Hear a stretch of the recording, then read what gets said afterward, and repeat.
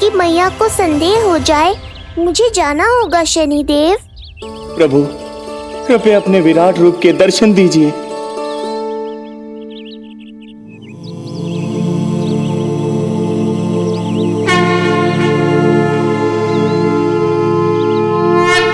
सशंख चक्रम सकिरीट कुंडलम सपीत वस्त्रम सरसीरुहेक्षणम सहार वक्षस्थलशोभिकौस्तुभम् नमामि विष्णुं शिरसा चतुर्भुजम्।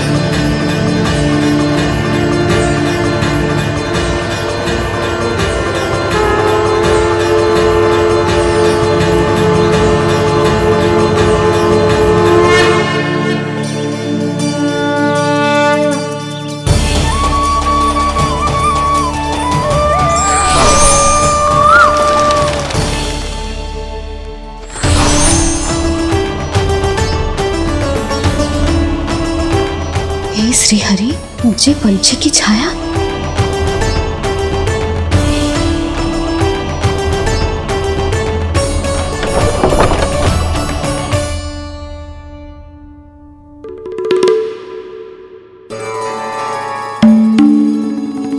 यशोदा, क्या हुआ? क्या देख रही हो? क्षण भर को लगो जैसे लल्ला की ना कोई पंछी की छाया हो। पंछी?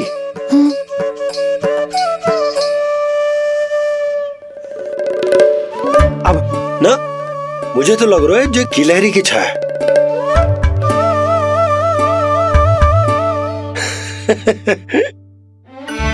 यशोदा, बालक नीलमणि है और बालकों वाले काम तुम कर रही हो। अरे प्रकाश और छाया से खेलने का काम लल्ला के लिए छोड़ दो। अरे परंतु ये देखो, झरोका खुलो है, ठंडी बयार चल रही है, लल्ला को ठंड लग जाएगी। बंद करो, जाओ। हाँ हाँ हाँ लल्ला, ए लल्ला।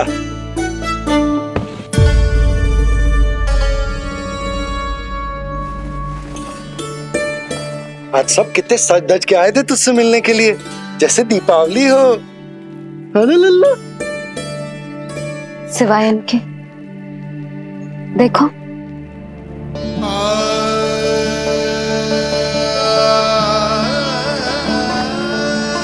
जब से चिच्ची मथुरा से लौटी है, इनका सजना सवरना सब छूट गया है। मैया, तब तो हमें अवश्य ही कुछ करना चाहिए। सुनो जी, हमें अवश्य कुछ करना चाहिए।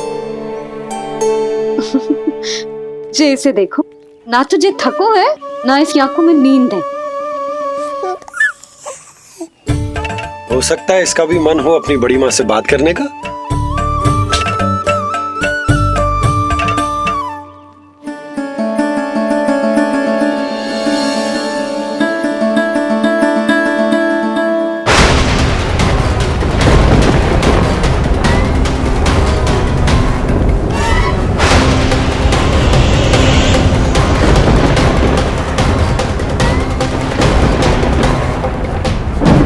अरे लल्ला, डरने की क्या बात है?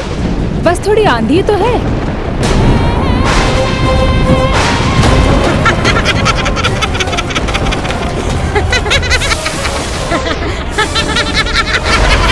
लल्ला, लल्ला, लल्ला, लल्ला।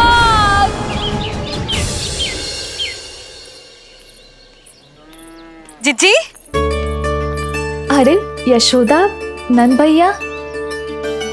जिज्जी, ये नीलमणि के षष्ठी पूजन का उपहार है।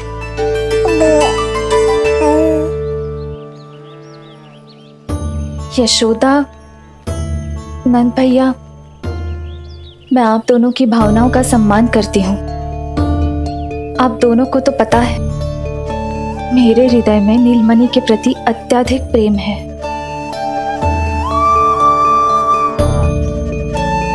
यशोदा, तुम तो जानती हो मैं ऐसे वस्त्र नहीं पहनती। स्त्री का श्रृंगार उसके पति से होता है और मेरे पति तो उस महादुष्ट कंस के कारागार में बंदी है। ऐसे में इस रास रंग का झूठा दिखावा कैसे करूं नंद भैया? अभी समय नहीं हुआ है, इसीलिए विवश हूँ। पर आपका दुख मैं भली भांति समझता हूँ बड़ी माँ। दिन रात ये भय लगा रहता है कि कभी भी उस कंस के सैनिक आएंगे और मेरे पुत्र को मुझसे दूर ले जाएंगे। इस आशंका में मैंने उसका बालपन भी खो दिया है। उस नन्हे से बालक को 4 दीवारों के भीतर बंद करके रखा है मैंने। थोड़ी देर और, बस तेरे बाबा अब भी आते ही होंगे।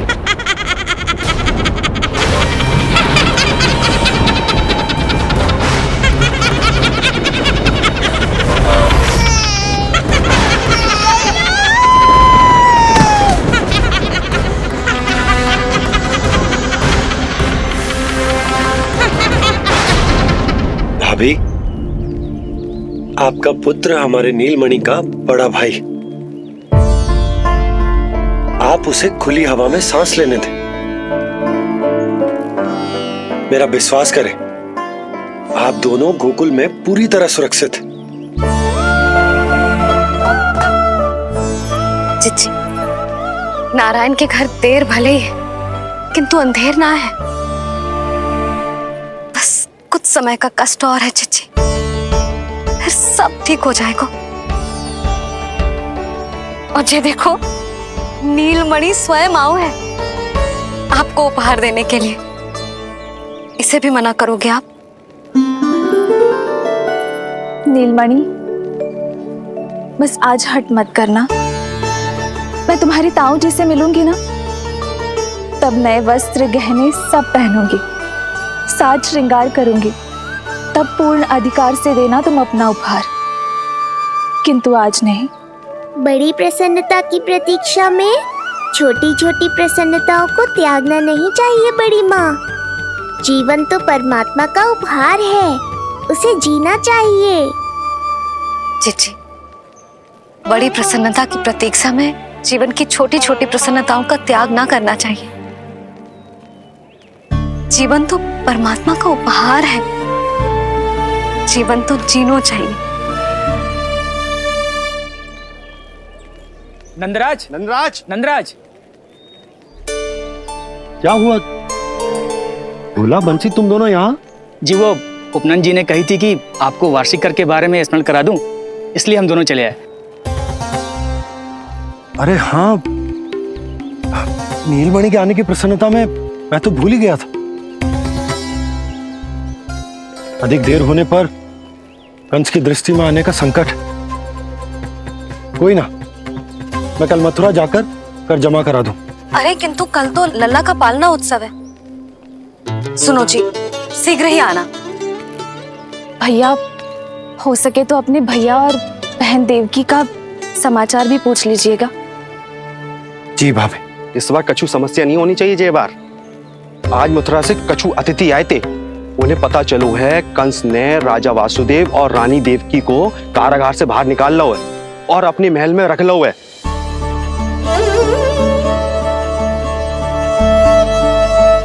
ये तो अत्यंत शुभ समाचार है।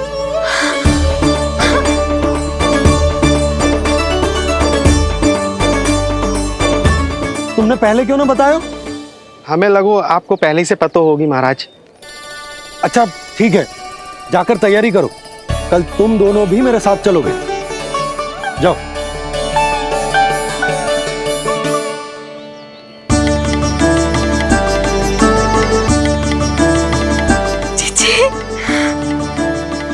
भाभी, यशोदा ने कहा था ना कि नारायण के घर देर अवश्य है, परंतु अंधेर ना है। प्रतीत होता है हमारा नीलमणि सबके लिए सौभाग्य लेकर आया है। सच्ची भाभी, नारायण का वरदान है जे बालक।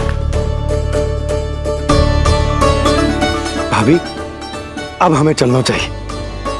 और हाँ, कल वसुदेव भैया और देवकी भाभी से बिना मिले वापस ना आऊंगा मैं। उन्हें कह दूंगा और बता दूंगा कि कितना स्मरण करते हो आप उन्हें। चिच्ची, शुभ समाचार मिलो है। अब तुझे उपहार स्वीकार करना पड़ेगा। हाँ यशोदा, अत्यंत शुभ समाचार आया है और अपने साथ ही आशा भी लाया है कि अब शीघ्र ही उनसे मिलना संभव होगा।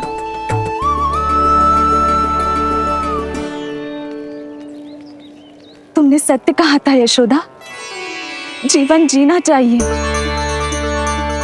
मैं भी जीऊंगी, छोटी छोटी प्रसन्नताओं को मनाऊंगी, अपना ध्यान रखूंगी, फिर से सजूंगी, संवरूंगी। अब जब वो मुझसे मिलने आएंगे, उनका स्वागत करूंगी। उन्हें वैसे ही मिलूंगी जैसे उन्हें छोड़कर आई थी। मैं आपको आपके दुख से मुक्ति दिलाऊंगा। बस कुछ समय तक और प्रतीक्षा कर लीजिए बड़ी माँ।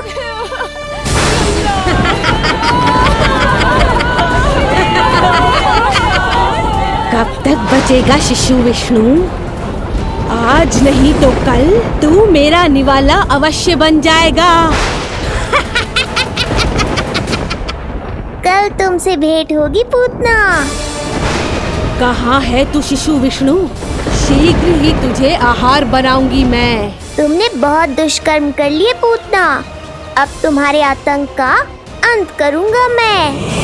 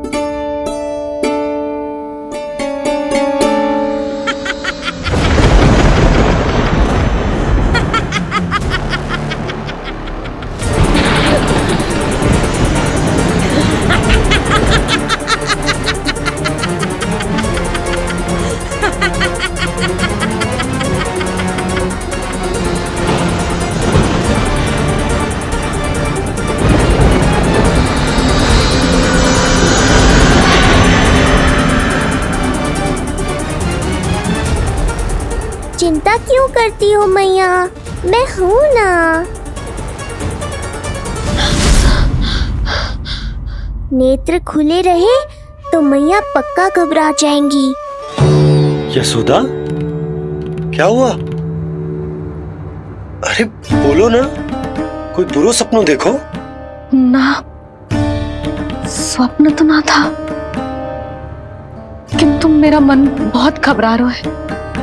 ऐसा लगो जैसे नीलमणि को कुछ। ये देखो, नीलमणि तो शांति से सो रहा है। तुम ना व्यर्थ ही व्याकुल हो रही। बाबा सही कह रहे हैं मैया, कुछ नहीं होगा मुझे। सुबह होने में अभी समय है। व्यर्थ की चिंता को झटक सो जाओ। अच्छा, ऐसे कैसे झटक दूं चिंता? नींद अचानक खुलो है मेरी। इसका अर्थ है अवश्य ही कोई बुरी दृष्टि है मेरे लल्ला पर।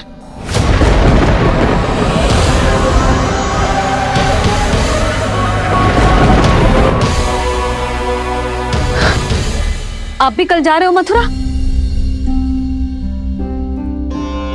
सुनो जी, जाना आवश्यक है, रुक ना सकते आप?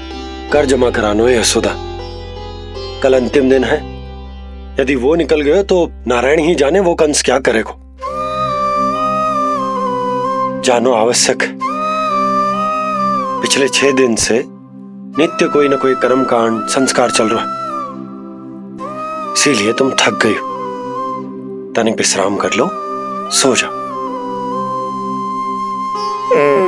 देखो, नीलमणि भी यही कह रहा है कि मैया मोरी विश्राम कर लो, सो जाओ। कल मेरे पालना उत्सव मनानो है कि ना?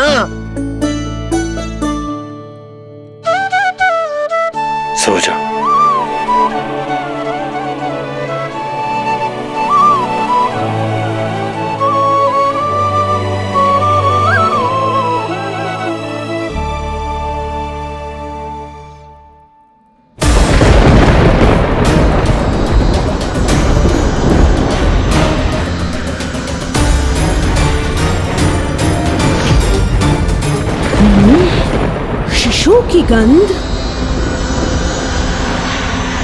पर अब तो भूख भी मिट गई है। एक रात का समय बचा है बालक, जी ले। कल सूर्य की पहली किरण के साथ अंतिम सांस लेगा तू।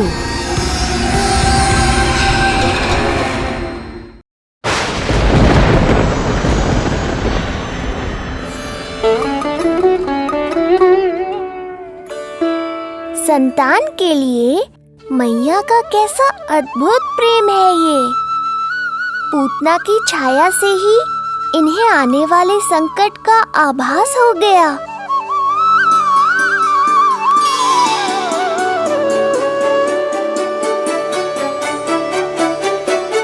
जब कोई बैलगाड़ी से यात्रा करता है तो गाड़ी पर चढ़ते ही सामान की गठरी नीचे रख देता है। उसे पूरे समय अपने सिर पे ढोते हुए यात्रा नहीं करता। उसी प्रकार आप भी अपनी चिंता की गठरी मुझे सौंप दो मैया, मैं सब संभाल लूंगा। जैसे आप थपकी देकर मुझे सुलाती हो, वैसे ही आज मैं आपको सुलाऊंगा।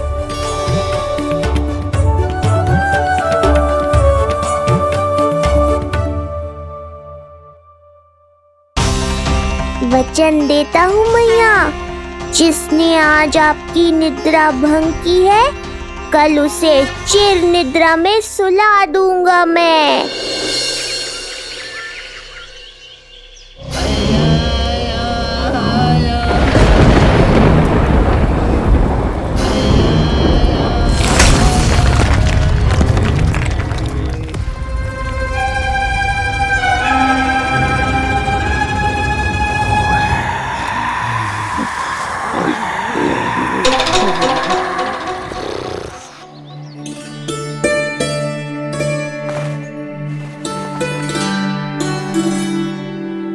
गाड़ी तैयार है नंदराज जी। उपहार और मिठाइयाँ तो ठीक है, किंतु भोजन रखो है कि ना? हाँ भाभी, रख दियो है। और भोजन ऊपर रखो है कि मिठाई? भोजन ऊपर रखो है भाभी। मुझे लगो ही था, अब मिठाइयाँ पिचक जाएंगी ना। हाँ भाभी, तो अभी मिठाइयाँ ऊपर रख देते हैं। क्या होगा बंसी भैया, फिर मिठाइयों का रस भोजन में चला जाएगा ना। मैया ऐसे पूछताछ करोगी तो हड़बड़ा तो जाएंगे ही। अरे भोला बंसी, अरे भोजन और मिठाइयों को अलग अलग रखो भाई। यही कह रही हो ना यशोदा? अरे वाह, आज हमारा राजकुमार जल्दी उठ गए हो। इसे भी पता है पालना उत्सव में इसके बाबा ना होंगे इसके साथ, इसीलिए विदा करने आ गए। फिर कोई ऐसो कर्म कांड ना होगो जब मैं ना हूं। बस आज जाने दे लल्ला। सबको जाकर अपने हाथों से मिठाइयां भेंट करूंगा और सबको बताऊंगा कि इतना सुंदर, इतना प्यारा लल्ला का बाबा बन गया मैं।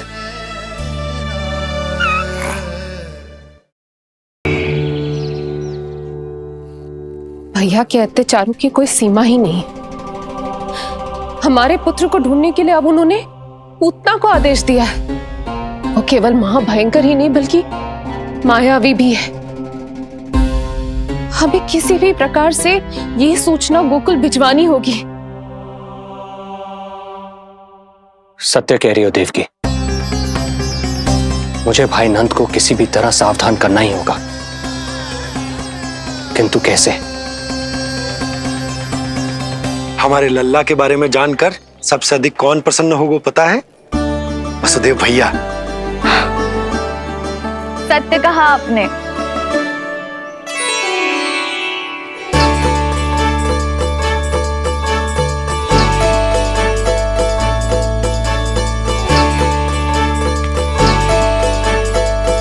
बड़ी माँ, नए वस्त्रों में ये हुई ना बात। बहुत बहुत अच्छी लग रही हो रोहिणी जीजी, सच्ची।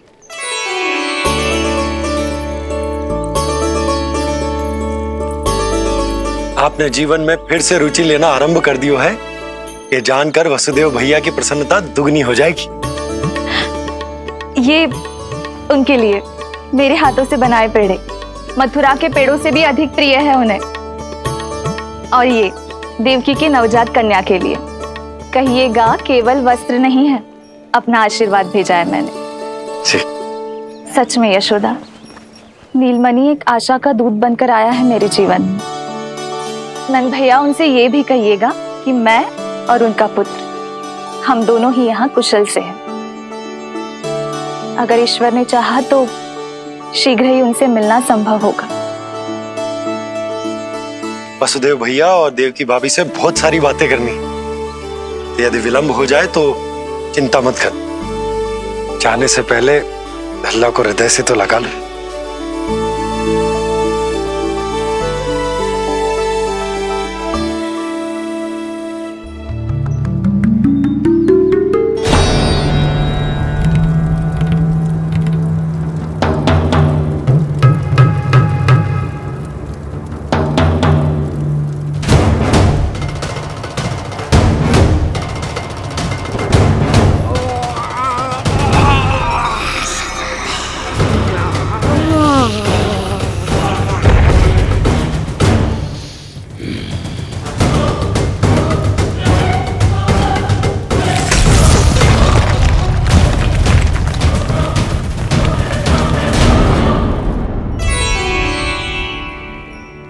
कछु विचित्र सो क्यों लग रहा है मुझे?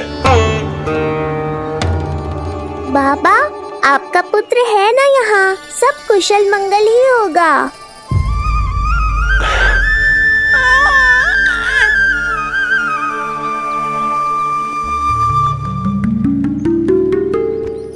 चलता हूँ। ध्यान रखो।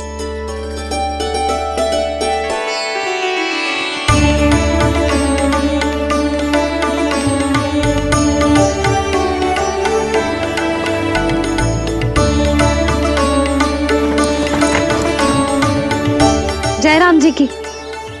जय राम जी की।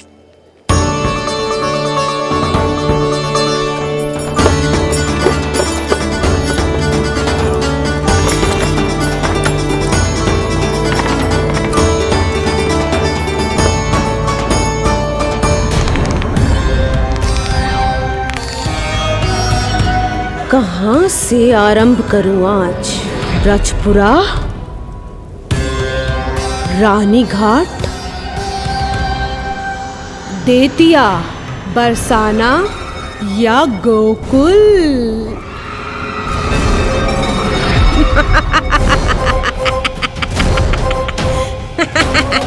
यही तो चाहता था मैं कि तुम यहाँ आओ।